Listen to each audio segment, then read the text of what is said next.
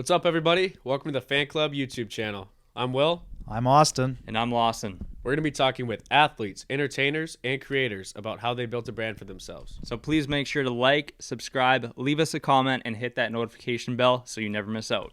We hope you enjoy this episode.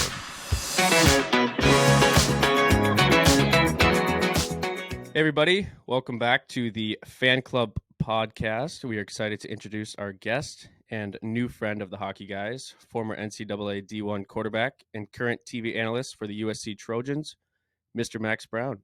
How's it going, dude? Thanks for coming on. Thanks for having me, guys. Yeah, no, pumped to be here, bright and early. Appreciate you. Appreciate you having me. We appreciate you. Where are you coming to us from? I'm coming to you from Los Angeles, California, out here on the West Coast. Bet the weather's nice there today. That's the thing. Where are you guys based out of? Minneapolis.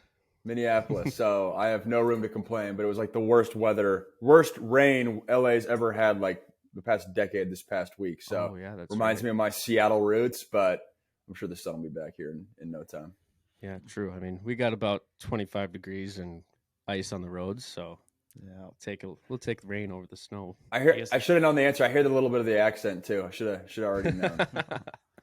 Yeah. I guess we can't really complain about our 9:30 morning for this, because if you're here at 7:30 down there, then yeah, we can shut our mouths about that. Like that was clutch. Sometimes West Coasters, you gotta be after like 9 a.m. So when you guys gave me the green light for 7:30, I was like, sweet, let's do it. Yeah, we appreciate that for sure. So Max, if you would like to take a couple minutes, maybe explain who you are, what you did, a little bit of your story. We'll get into more of it, but just to the people who don't know and are listening, explain who is Max Brown and why are we interviewing you today? Who is Max Brown? Yeah, I would say currently I am a college football analyst for the Pac-12 networks and SiriusXM radio. I do some stuff for USC as well with their just athletic department and content there. I'm also a commercial real estate broker here in LA. It's kind of my day job. So that's the current Max Brown. The old Max Brown in a prior life. Most noteworthy, I was the number one quarterback in the country in the class of 2013. That was the class with Baker Mayfield, Jared Goff, Davis Webb, other Josh Dobbs, other names that are front of mind for football fans. And some people listening to this might know me. Probably most people are like, who the heck is this dude? Why is he not playing in the NFL? And a lot of what I've done post-football is kind of share life after football for what some people would call a bust, and kind of the harsh realities of, kind of where that lands. And I'm not the only guy out there. I'm maybe one of the few that are outspoken about, or at least share the post-football life. But yeah, I played at USC, finished up at Pitt, had a bunch of head coaches in college. I've had a few business experiences post-college. I got hurt to finish my my college career, so I never got a true shake at the NFL. Had a couple tryouts for the Steelers, and at the time the Redskins, now the Commanders, but ultimately pivoted away from football. And in 2018, I got my start in broadcasting by making YouTube videos, breaking down college games in my kitchen, which got my foot in the door. And ever since, in the past like 4 or 5 years, kind of just chipped away, got a bigger gig every year. And excited for what's ahead. That's super cool. Thank you. You mentioned making videos in your kitchen. I didn't know any of that, so I'm glad that you said that. So that's kind of where you started and how you built this pedigree for getting on TV and getting your, what do they call that? A reel, your TV reel kind of thing. So you kind of had a homemade reel. Dude, exactly. I mean, and that's one thing I think people underestimate of why I did the YouTube videos, because I get comments now like, where are you? I miss you on YouTube. But the whole goal originally was, I never had any experience. I never took broadcasting classes. I never did like the whole in the locker room interviews or any of that. But I knew I wanted my North Star for broadcasting is to be a color commentator in the booth for big time college football games. And in 2018, when I was asking mentors like, hey, how do I get into this industry? Across the board, it was two things. One, just get reps however you can. I don't care if you're announcing Nintendo video games or if you're doing it in front of your TV, sitting on your couch or whatever, just get reps. So my version of that was make YouTube videos. And at the time, that's when Dan Orlovsky's career was really taking off. And for those that don't remember, obviously you see him every day on ESPN, but he started literally in his basement with a camera phone, filming his projector, breaking down the X's and O's side of football. And that's how he got his foot in the door. Because keep in mind, Orlovsky is a relatively random NFL quarterback, but that's how he got in the door. And I looked at that content and said, hey, I can do that, or I can do my variation of that. But I had a little bit higher production value. So it's more like a TV show, like an episode for YouTube. And ultimately I was able to package that for a reel. And not only did it showcase kind of what I could do and what I know, but it also for decision makers at a Pac-12 network or a SiriusXM, they're like, hey, dude, this kid's hungry.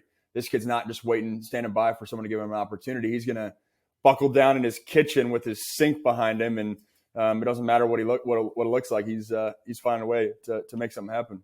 That's awesome. How bad were you in front of the camera when you first started in your kitchen? Like, obviously, probably had no idea how to make a video. Even like, what was the learning experience like for you doing that? Because that's kind of how we started too. Just not much of a background in it. None of us went to school for it, so I can kind of relate to the homemade videos. Yeah, I mean, you guys can certainly relate to this. I remember, it taking 16 cuts to get like the right intro and 17 cuts to get the right outro and overthinking everything and all that. I was lucky in that as a quarterback at USC and Pitt and my high school career, I had a lot of like interviews in front of the camera. So I wasn't like totally raw, but don't get me wrong, that ramp up period for the YouTube side was a lot. And luckily I had one of my best buds stood up at my wedding a few months ago. He helped me out on the side, editing the videos and compiling them together. So I'm not as much on the editing side. I can do my thing, but it took a lot of reps to get used to the intros and the outros for sure. That's super cool, and definitely something that we relate to because of just how we were so raw and so random, kind of. And it took so many takes. And even here, this is our second podcast guest. I mean, we still feel a little rusty and learning how to do it. It's definitely different. Like the intro side too, you'll refilm an intro 16 times just because you feel like it has to be perfect right off the bat, when in reality it's like you're never going to get it perfect. It's going to take 300 tries probably until you actually get comfortable with it. So I don't know, it's been definitely a journey with that, and it's cool that you've had that same experience, because I feel like a lot of people starting out will always feel that way. Mm-hmm. One last little point about that. I know the hardest part for me when I got into broadcasting, it was not, calling games in the booth and reacting on the fly. It was asking questions. That's the hard, and transitions in and out. For me, that's that. Like when I host SiriusXM radio shows, being smooth and asking the right questions and not being robotic and, having it flow one question after another and getting guests in and out of series and segments. It's the greats make it look so easy, and it certainly is not. So that was my biggest learning curve getting into the industry. Yeah, we had a couple random TV interviews, I think last spring, and a radio one, and I was sitting there just panicking, like hearts racing, don't even know how to answer these questions. Just give the subtle and standard. Yep, all good. Did this. But Max, I wanted to talk to you. Obviously, you were a D1 athlete. We were Division III athletes.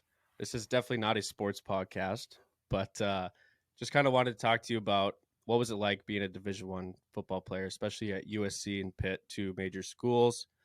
We just briefly chat about what you learned from it, maybe not necessarily on the sports side, but on the other side of the world side. Yeah, it was a blessing, man. I mean, I'm sure you guys can relate to this. Like growing up, like that's the dream, right? And for me, a West Coast kid, I grew up in the Reggie Bush, Matt Leinart era of college football. So going to USC, like that was it, man. That was the pinnacle of college football. So in that respect, it was awesome. I mean, being able to wear that jersey, walk out of the Coliseum, be a USC quarterback, live your dream was awesome. I think on the other side, in many respects, I viewed that as like my mission and my calling. So it wasn't like, and this is one thing I think a lot of people are kind of the average fan that maybe can't relate to, but it wasn't like it was this every day you're walking out and it's like, oh wow, this is amazing, and this is this is the dreamland. Like, no, after the first month, like it becomes work and it becomes your job, and it becomes like, I'm here to do something. I'm here to have success and make the NFL and, win a championship and all that. And so I think the luster wears off in the first month or two, which maybe isn't the most fun thing to say, but it's the truth. And I say that only because I get some pushback in my type of content when people say, oh, Maxwell,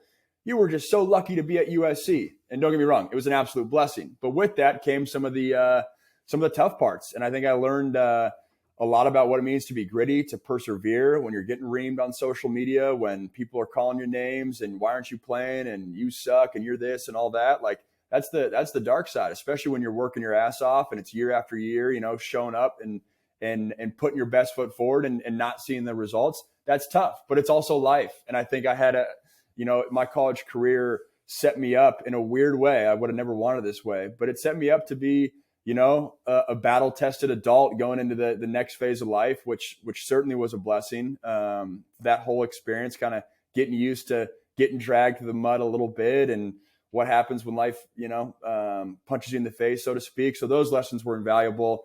But to circle back or make it full circle, at the end of the day, it's college football. I had the opportunity to play on the road at Oregon, on the road at Utah, on the road at Penn State, Virginia Tech. Those are the stadiums that you grow up watching, that you're playing NCAA football with. So that part was amazing. But I say that more sobering comments because that's my reality, and not everyone necessarily has the fairy tale college football career. I wasn't fortunate enough to have that, but I wouldn't change it because it's made me who I am, and I'm better because of it for sure.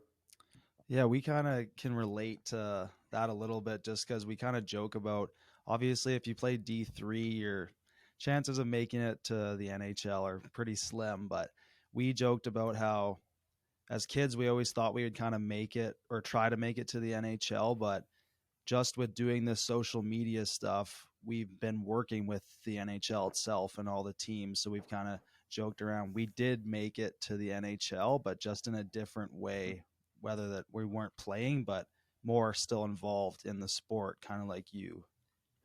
I like that. I love that. Yeah. Every pass different. I think I got the first seed planted in me of like, oh, maybe color commentating is something I want to do when I was a backup at USC. Like, funny enough, on Fridays for practice, the starter gets all the reps and they do like 2-minute drills and all that. And I would just kind of screw around on the sideline and, announce the 2-minute drill. And then it became a thing where like 5 of my teammates would listen, and then 10 of my teammates would listen. And then a coach would come in and kind of like be my color commentator in that. And I only say it because at the time I was like, oh, this will be fun to try in 20 years when I'm done playing in the NFL. But sure enough, 20 years turned into 3 years, 4 years. And it's been a blessing to be around the game. And it was tough transitioning that first year out of football because you're kind of like, man, I should be playing. Some of those emotions are raw and whatnot. But now I'm 5-6 years out and love being around the game, love having to be a part of my life. And I like that point of, maybe making it in your sport kind of looks different for each guy. Yeah, with you, I was looking through your TikTok videos, and I believe in one of your captions, and it caught my eye because I've always loved this saying too, but you can only really connect the dots looking backwards. And that was something that I feel like when you said of like the color commentating and how that connected to what you're doing in the future, but not necessarily, you didn't know that you're going to be doing that when you started, but to you, like, how much has looking back now been that impact, and that you can really only see the path when you're here today, but starting things obviously 5 years ago when that was, it's totally different. Yeah, no, love that quote as well. It's the Steve Jobs, former Apple CEO, the graduation speech. It's been a big part of me. And I think that's one thing, when I was in it and times weren't the best, I kind of always had the perspective to be like, it doesn't do me any good to, either blast my coach in the media or be like hey, I want people to feel sorry for me, or start complaining or start bad mouthing or leave, just like burn bridges, I guess. And I never did that. And what's cool kind of about my story is, a lot of the breaks that I've got broadcasting and kind of post football are coming from place like the USC SID, who he's like the point man for all media contacts. Like when I was getting benched and those were dark times, he was the guy that was like, Max, you got to do this interview. I'm sorry. And I would gear up and do the interview and all that. And then come full circle in 2019, there was a spot that opened up for the USC radio. And like that guy's the guy that vouches for me to be like, you know what, let's give this Max guy a character. Like, and if I had, badmouthed the school or complained or been poor me, like there's no way I get that opportunity. And then who knows where my broadcasting career is. So in terms of like connecting the dots, looking backwards, I think in my life, there's multiple occasions where it's, someone helping me out from one phase of life in a different phase of life. And it's cool that, life has a funny way of, even though there are different chapters, kind of connecting the thread there in unexpected ways. Yeah, definitely. So Max, what did you study at school, and how did you end up working with Gary Vee post-graduation? I was a classic. I was a comm major in college. I was in college so long, I actually did get my MBA from SC. I just, was going to school year round with football. But I got my job from Gary Vee by way, hence my last comment, from Sam Darnold, the guy that ultimately beat me out, and still a buddy of mine today. But yeah, in 2018, going into 2019, I knew, my time playing was done. And I messaged Sam and was like, hey man, at the time, Sam was playing for the Jets. For those that don't know, Gary Vee is a huge Jets guy. And I messaged Sam and was like, hey man, I don't really know what I want to do post football, but got some advice of, if you don't know what to do, go work for someone that you admire or you view as a mentor figure. For me at that time, still is, but especially at that time, Gary Vee was certainly that guy. I hit up Sam and was like, could you put in a good word or see if you could do anything? He's like, yeah, of course, man. And sure enough, a couple months later, I had two check bags and was flying out to New York to start a new chapter working for Gary Vee. That's amazing. What did you all do for him specifically? Like, what was your days like working there? Yeah, so Gary, at least when I worked for him, had a personal content team of 30 people. So you guys are in the content space. We both are. Can imagine how streamlined you could have everything with 30 people, full-time people helping you with content. Yeah, that dude's a machine. I got nothing but good things to say about him. He's genuine, authentic, and he's a beast. He works his ass off. But for me personally, I like a lot of people on his team, I wore a bunch of different hats. I helped with content best practices in terms of formatting, titling, intros, outros, CTAs, things of that nature, specifically with Instagram, which was his focus at the time. It was interesting. He was ahead of time with TikTok in 2019. I remember him telling me, dude, you got to post on TikTok, And classic, I was like, dude, I don't got time for that that's or whatever. That's why you started? Did he get you to start?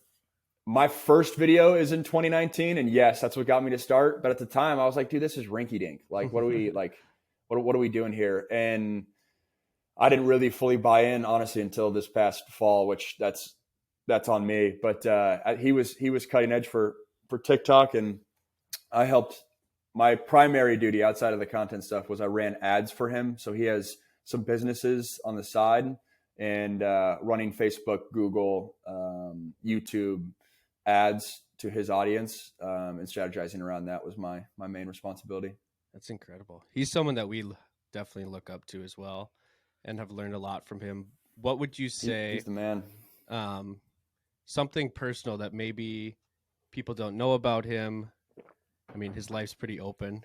Everyone knows that he is a machine, like you said, but what's something maybe personal about him that he shared with you that really inspired you or motivated you, or just like a little thing he does daily that maybe people do not know?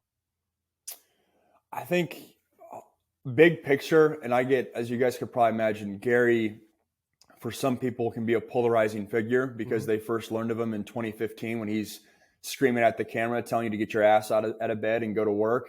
He's obviously toned down from that, but I noticed a lot of people are like, dude, this guy's ruthless, or like this guy's crazy. Like what? Like he's not my type of guy. And in my experience, most people that say that, they need to watch Gary's content, because if you listen to the true message of Gary's content, it's a lot about empathy, perspective, self-awareness, those more warm topics, which his delivery can sometimes be cutthroat, but that's what people need. So I think that's the first and foremost. Is Gary talks a lot about those topics I just mentioned, rather than hard work. When you truly listen to his message and dive in, I think more of a tactical thing. That dude is so efficient, and I think his schedule at some point kind of comes in my mind probably every week of. He's big on, can I make a 20-minute meeting 7 minutes? Can I make a 30-minute meeting 17 minutes? And you do that throughout. If you make that a mindset throughout the day, like, you can get so much more done. And especially for a guy like me, I got the real estate stuff, I got the TikTok stuff, I got the broadcasting stuff. Like, it's so easy for days to just disappear, where Gary makes it a point of, we don't need to have these long meetings. And not that you're rushing people, not that you're not being like a dick in meetings. You're just getting this show on the road and not, stretching things out. And that's a big reason why Gary is so productive. And I also think one thing that I've adopted in my life is, people love talking about, hey, you got to focus on one thing and only that one thing. And if you don't focus on that one thing, then you're going to fail. Like, that type of mindset. Gary does the exact opposite, right? He has so many irons in the fire, and inevitably things are going to fall through the cracks, right? He's maybe not going to be as productive in one arena, but because he has so many irons in the fire, he's able to do a lot of stuff. He's not getting burnt out in one thing. He's able to leverage one iron off the other iron. And I think that I've adopted that in my life of, not saying, hey, I have to be full-time broadcasting, being wary that I don't want to spread myself too thin and handicap my career. But how do I leverage the broadcasting into real estate? How do I leverage both of those into TikTok? That type of mindset, I think, is always fun of me. And I would say Gary really pounded that into my head. Yeah, that's good. That's super. I can only imagine how impactful just working for him for a little bit would be, and the takeaways that you'd have after that. Again, just what you just mentioned, that'd be really cool. I'm sure that's just the most valuable thing you could have for the next little bit of your life. Yeah, I feel like he just brings energy to the room whenever he walks in there. Everyone kind of perks up a little bit, has to hear what he has to say. It's something we could learn from too, is shortening our meetings 7-minute meetings from now on. Yeah. And I think everyone likes to ramble and 30 people on my content team. Yeah, no, it'd be nice to have the 30-person content team. No, I mean, and even from more the tactical stuff, Gary is just so smart. When you go back, he was right about early 2000s, right about Google ads, right about Twitter in 2006, right about Instagram, right about TikTok. Right, we're going to blink in a year or two. He's going to be spot on with NFTs, right? The dude is flat out smart. Even if his style maybe isn't your cup of tea, that dude's got info. He's as bright as they come. That's super cool. So you mentioned somehow mixing your real estate life and your football life on social media. Do you plan, or do you have, that I may not know, post a lot about your real estate life, what it takes? Because we all see a bunch of real estate agents on TikTok and all social media, but do you have a plan to start doing that more, or would you rather do more of sharing just your story? Kind of what is your goal for social media? Yeah, I mean, I definitely want to share more. I think the real estate industry, especially the commercial side, residential is one thing, but the commercial side, there's not a lot of content creators in that space. And it's because the space is very institutionalized. And I think in my office, my boss knows I do TikToks, but that's mind blowing. What are you doing type of thing, versus in sports, it's obviously much more mainstream. I want to get to a place where I share every aspect of my life. My personal story, kind of connecting the dots backward, like we talked about, the current broadcasting stuff and breaking down plays. I got one behind my head here. I forgot to erase that. And then the real estate stuff as well.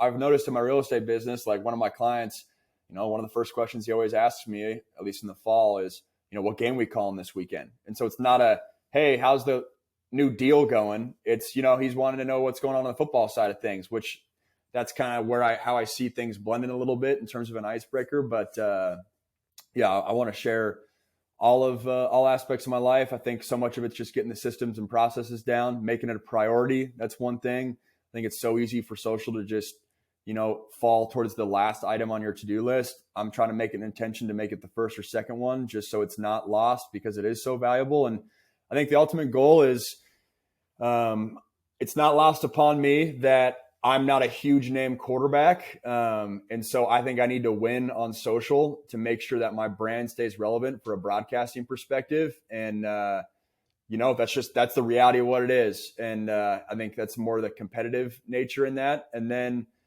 I also think this whole content machine is not going anywhere anytime soon. So to stay relevant, you got to have a presence in there, at least from a broadcasting perspective. And I think you can leverage other things off of that. Yeah, totally. That kind of leads into what I was going to ask about. Obviously, college football season, you're playing, have to get ready, all that stuff.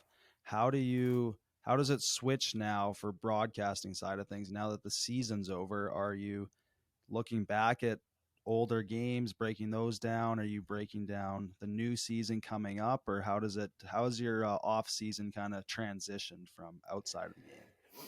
Dude, that's a good question. And that's funny. That was like a big intention of mine going into the new year, because I think in years past, I've, took my foot off the gas a little bit, and the falls are a grind for me. It's working 7 days a week. It's, September 1 to really December 15th. They're like, yo, we're working here. And so when that's done, I'm like, all right, now I can take a breath. And in years past, I took too long of a breath of,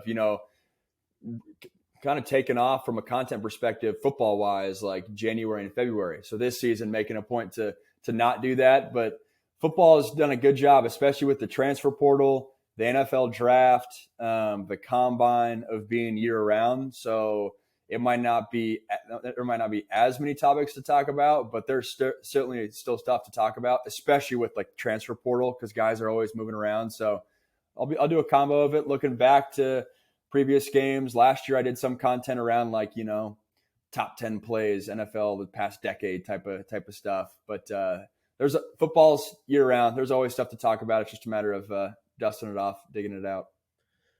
What do you see for college athletes, any sport? We kind of learned this during our COVID year when we started making all this, and then going into last year, which was our senior year, NIL came into effect. Do you see now that you kind of have, and you're always around players, always around schools, do you see more and more players starting to work with NIL? Are certain programs more leery and kind of iffy about sending their players to do that? I know some schools are all in, some schools are not. What do you see if you were an athletic director? Would you be taking advantage of all this with your players and helping players do this, or? Definitely. And I think any athletic director that doesn't is going to be left behind. But yeah, for NIL, there's really two major buckets. There's the NIL collectives, which you'll hear, which is basically boosters pulling together a pot of money to, provide to players and provide resources for them. And then there's like brand deals, which, the TikTok, Instagram, we're more familiar with that in terms of, hey, Nike is paying so-and-so X amount of money to create certain posts or do an appearance or things like that. And I think the collectives are certainly here to stay. It is only a matter of time before some program has some rich booster that basically says, screw it. I have more money than I know what to do with. I am going to back my university, Colorado, and I'm going to give them a couple million every single year. I'm going to buy my way to a championship. I think that's only a matter of time. Mm-hmm. Colorado was just the example I was thinking of because I got a Deion Sanders thing here. Mm-hmm. But just like we saw Clemson take over the social media era of football, right? Clemson went all in on social media in like 2015, 2016. That, amongst other things, facilities as well, they are now a blue blood program. Clemson, to my dad and his generation, is just a fine program. They're not a blue blood program, but Clemson took advantage of that era. And as a result, now they are a blue blood program for every 18-year-old kid who's a recruit. Similar with Oregon. Oregon, not a blue blood program in 2000. You could argue where they're at right now, but the arms race of facilities and uniforms and swag in the mid 2000s. They won that, and as a result, they're front of mind for every recruit in the country who's a 4 or 5 star guy. So I think there's going to be a school that takes advantage of this NIL wave that's not necessarily blue blood right now, that is as a result of NIL. The brand deal side of things, it's funny, man, I think we all can relate to that. I think 2 years ago it was like, oh, every university is going to invest a ton in content and make every player a personal brand and all that. But I don't care how much money you invest into that. You need to have guys that are comfortable pressing post on social media to build that brand. And that's not going to happen anytime soon for the masses. Yes, you're going to have guys here and there, but I think that's actually going to taper off a little bit, which is awesome because it leaves ways for guys like us to slide in there and work with sports brands when USC's running back isn't doing anything. Mm-hmm. So I think that side will taper off. I think NIL is here to stay and will be a major factor in football, especially in the years to come. Yeah. Do you see the NIL collective somehow becoming an issue one day and kind of taking away from college football, or making college football seem more like the NFL? If there's people with purchasing power, creating these super teams all of a sudden at University of Colorado or something, like you said, what's the fine line before it takes away that college football NFL split, in your opinion? Yeah, there's definitely concerns. I'm not in the camp that it's an issue or like, oh man, I miss the old days of football and you got to keep tradition. Like, okay, of course, it hurts me that USC is going to the Big Ten because I want to see USC versus UW every other year, right? Here out west. Like, that part is, I guess, just different and new, but it's not. I don't view that as an issue, and I come at it from a perspective of, hey, I was a 5-star recruit, and coaches made millions off of signing guys like me, right? That was how they made money, and I left football with like, 10 grand in my bank account. And that was because I saved my stipend check. So I missed out on a ton of money as a result of not being in the NIL world. I mean, hundreds of thousands of dollars, mm-hmm. which is life-changing. And I'll be fine. I'll be okay. But I have teammates and peers that were 4 or 5 star guys in that era that were in the same dynamic of me. Things didn't work out. And then they are kind of shit out of luck. And that's what's front of mind for me, is that guy should get money when he is the 5-star recruit. And I think that part is good. You're going to get your market value. What someone's willing to pay, you're going to get your market value. And is that going to hurt schools like a Oregon State or a Washington State here out west and maybe make the divide a little bit more? Sure. But I think that's just kind of the nature of where things are heading. It's inevitable. I do think there's got to be some sort of guidelines around, what you can do, when you can do it. But big picture, I think the payment side is good because that's what the market says those players are deserving of. Yeah, for sure. And we need NCAA football back too for Xbox because that was one of my favorite. I made it in there. I was in the I graduated high school early, and so I got to USC January 13. The last one I ever made was NCAA 14, which is they're always a year ahead. And I'm the USC freshman quarterback, who's a 65 overall. So I was the last class to make the cut in the video game. That's great. What's next for you? We hope to see you on ESPN or Fox or CBS one day. Is that the ultimate goal? You want to be in a booth with Jim Nantz and Tony Romo, or are you sticking more NCAA?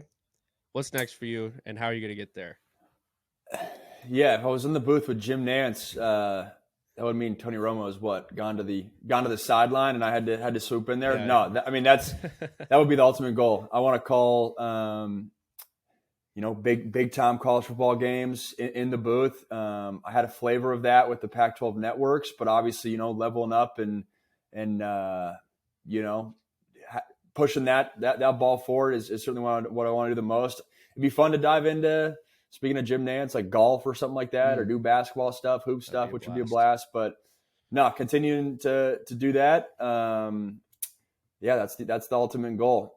Pushing forward on the real estate stuff. Would love to make TikTok and a lot of the Instagram even more a part of my life. I think it's awesome that the feedback from sharing some of my stories has been great, and yeah, just trying to push all three of those lanes forward. That's great. Yeah. Did you see the new PGA Tour show that's coming out? I did. It was actually cool. I went to the Riviera, the Genesis Open. It's out here in LA. I went there last year, and I saw the guys filming it. So this was literally a year ago, and I was like, dude, that's going to be so dope when it comes out. Mm-hmm. And sure enough, they timed it perfectly. The fact that Netflix doc is coming out when all the live stuff was going on, that might be the best sports Netflix doc that we're about to ever have. I hope so. I hope it kind of takes over the F1. Nothing against F1, but I'm definitely more interested in the PGA Tour. I think that'll be sweet. Yeah, it'll be sick. They even got Rory in there as headlining it, so that's Oh, really? Wow. He's the savior of the PGA. True. One last thing beforehand. We'd just like to say that we kind of did a questionnaire thing of who we'd like to, or who our fans would like to see on the show. And your wife was actually requested a couple times. So might have to get her on. Love that.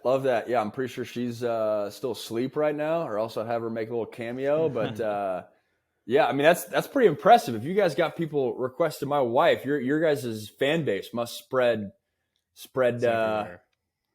into the depths of TikTok and Instagram. Yeah, it's all over the place. That's for sure. Yeah, that's exactly the goal too. Is why as well that you came on here is that without what you've done on social media and the fact that you've been building a brand, and even though it's real estate and everything else in commentating, it's not about just the one sport and that you play that, but how there's so much value in sharing all this other things, and that's what we love and thought that you were doing a great job of. Appreciate that, guys. Yeah, no, it's been fun. It's been fun sharing the story, and I'm glad people find value of it and invite me on to podcasts like this, and appreciate everyone listening as well. Yeah, and if you ever come out here to do a Gopher game or something, let us know. Dude, yes. I need to. When are the Trojans coming out here next year? Or when is that switch? They got a couple not next year, but the year after. And yeah, they'll be heading out to Minnesota. One of my good buds in college was Brian O'Neill, the right tackle for the Vikings. And so I've been meaning to get out there for a game. So I gotta hit you guys up. What's your prediction for Sunday for the Vikes? Dude, careful answers here. I know, seriously. I need to I like them, man. And I feel like everyone's sleeping on them, right? They continue to win. They're kind of, just hanging off in the background a little bit. Maybe not the team in the NFC, but I like the Vikes to win, man. That'll be a good game. I love this weekend of football. It's a blast. I'll be chilling on my couch all weekend. Us too. We really appreciate you. It was really great to meet you and have a little conversation about your goals, our goals, and sharing our stories together. But everyone go check out Max Brown. All his socials are amazing. Really appreciate you. Feel free to plug your social media in too. Yeah, on TikTok, I'm Brown Max, Brown with an E at the end. And then Instagram, I'm the other way, Max Brown. Twitter, same thing. And yeah, I'll see you guys there. We appreciate you. Thanks for coming on the fan club. Awesome. Well, that's pretty sweet. Yeah, I really it's different listening to when you're talking to a radio guy, because they know how to He's talk. So good at they talking. Know how to talk. Yeah.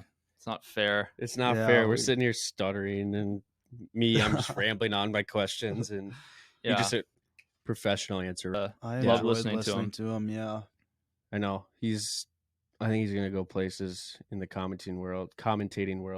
I would say commenting, just because of he's smart.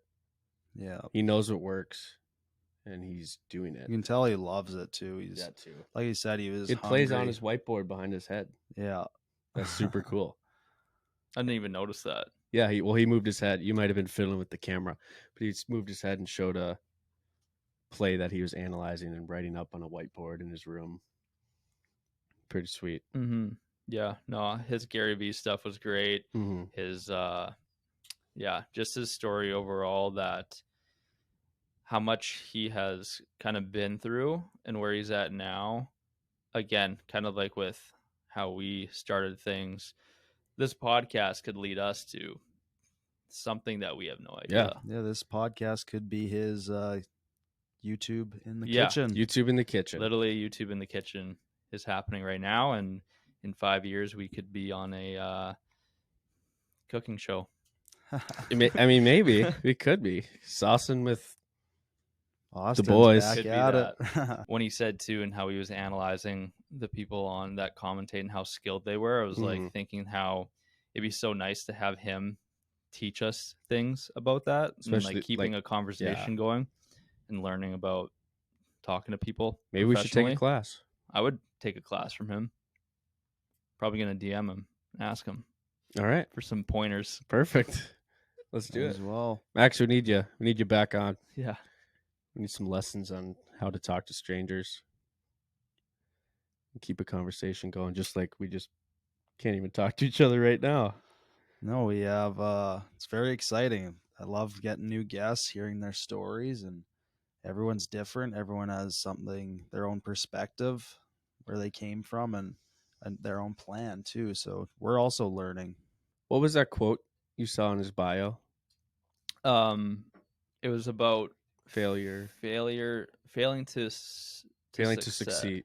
To success. Yeah. Failing my way to success. Failing my way to success. That was that's his bio? Yeah, that's in Max's bio. That's super cool. And that's his story.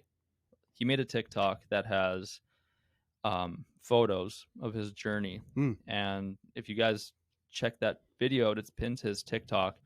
And that quote and his video is just go hand in hand, because there's 20 photos of just his different journey of high school. You know, he was a star, and then he got hurt, and then he did so many things, and he was with Gary Vee, and now he's in real estate, and then now commentating and stuff. So that is the definition of probably why it's in his bio. But also just think from his graduation of college, which I believe was 2017, you can fact check me, but to now 6 years, and he's made his way from Gary Vee to commentating to real estate to growing in the commentating world.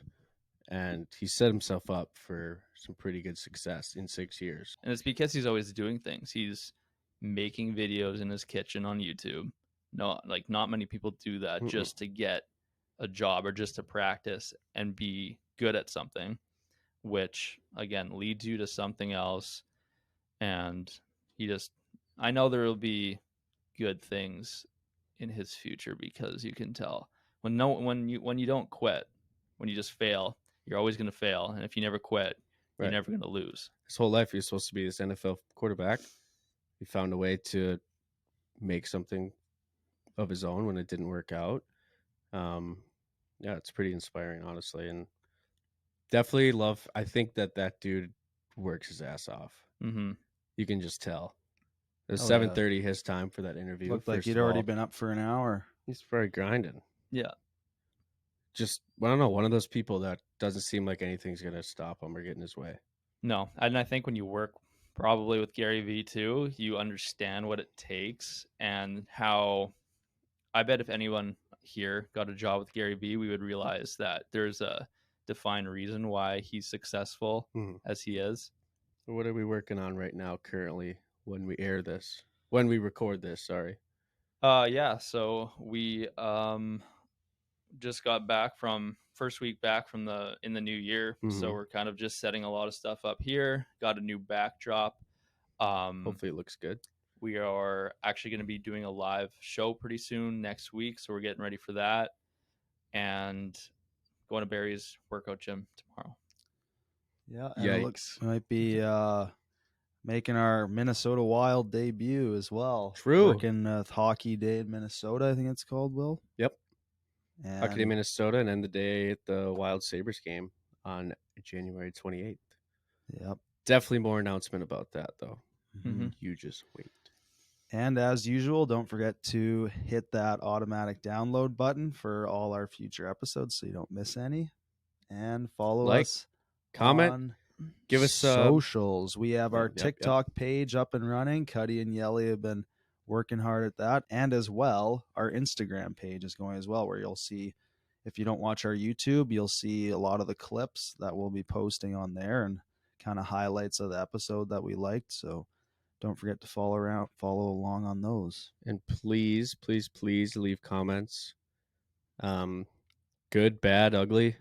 DMs we like to hear everything. Open. And we actually spend time daily reading comments on all of our platforms. So please leave comments on whether it's just to say hello or some sort of feedback.